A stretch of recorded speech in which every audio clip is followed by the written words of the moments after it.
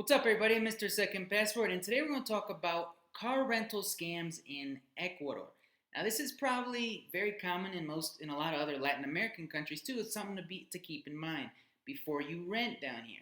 Number one, okay, you'll often reserve online, especially at these big rent-a-car companies on these big car rental aggregator sites like carrentals.com or whatever, and you'll arrive in the location in Ecuador on location, and you'll be unpleasantly surprised that there's no cars, even though you have the reservation. It's kind of a big problem. Something to keep in mind before you book. And how can you avoid this? You can book, but I wouldn't pay in advance. And I would arrive to Ecuador with a few numbers in hand, and I would, if possible, I would try to rent once in the country, not beforehand. That's one thing. That's just what I would do. Being in Ecuador, living in Ecuador, knowing Ecuador like I do. Number two, okay, a lot of these big car rental companies, often you'll find them in the airport in Ecuador, in the airports, don't accept your USA or credit card issued insurance, or your Canada or your foreign insurance, car insurance. So, the car rental for a little economy might be 35, 40 a day, but you'll often have to pay even more than that just for the insurance, like 40, 50, 60 a day on top of that for this little tiny compact car. It's common. I've seen it a ton. Just something to keep in mind that often the price you see online is not going to be your final price once you're here in Ecuador, and your insurance will often not be accepted. It's something to maybe call ahead and verify before you book would be nice. How to avoid that? You can book with the domestic local guys, who will often include in one price the whole rental. But what's the difference between the big guys and the small guys? The small guys in Ecuador, the domestic ones, will often not offer full coverage insurance, but the big guys, usually in the airports, will.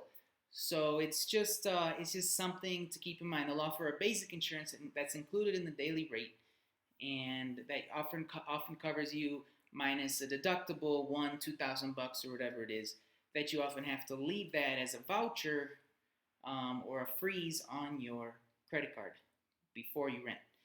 Just something to mind. So the number three rent-a-car scam in Ecuador that you should keep out for is with these small domestic agencies that you'll often, particularly with them, you'll often get a bad car that just breaks down a lot on you, even when it shouldn't, even though it's rather new, maybe a year old or whatever. There's just not the regulation and the upkeep that you would expect in most other countries, and something to keep in mind. Okay, number four. Okay, often this number four scam is often with the smaller companies, but with the big ones too. They'll open a voucher on your credit card, which is a freeze or a hold on a certain amount of money on your credit card that they can charge if there's anything wrong with the car when you give it back. One thing they'll do is they'll keep the voucher open once you already give the car back and leave. If you notice, they don't give you your voucher back. They might give you a copy of the voucher, but they won't give you the actual voucher, because there's a lot of photo tickets in Ecuador, and they often don't come up for another week or two after they've been taken or issued by the government. So that's why they keep the voucher open, but it's really tough for a renter to follow up on that and see if you've been charged or why you've been charged after the fact. It's just tough. It's something to keep in mind before you rent. How much I would keep the voucher that they open to a minimum. That's the one thing I would do before renting, because I don't know if you can avoid that completely. I know the bigger companies with the full coverage insurances, they might not even open a voucher. Okay, so if you don't want to, how to avoid the voucher problem is maybe to rent with the big guys and get full coverage insurance.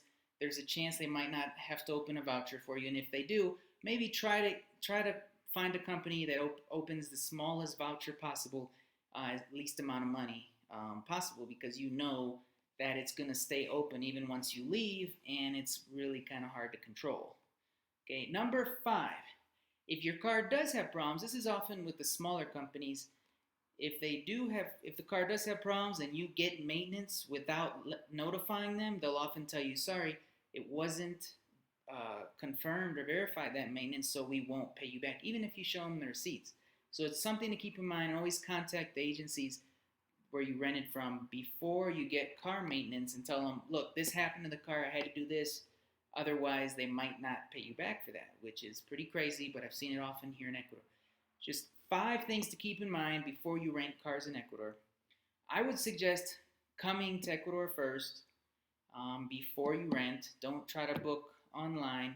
That way, at least you can compare prices and see the whole price before you rent. See if the company will accept your insurance or not. See if how big will the voucher be.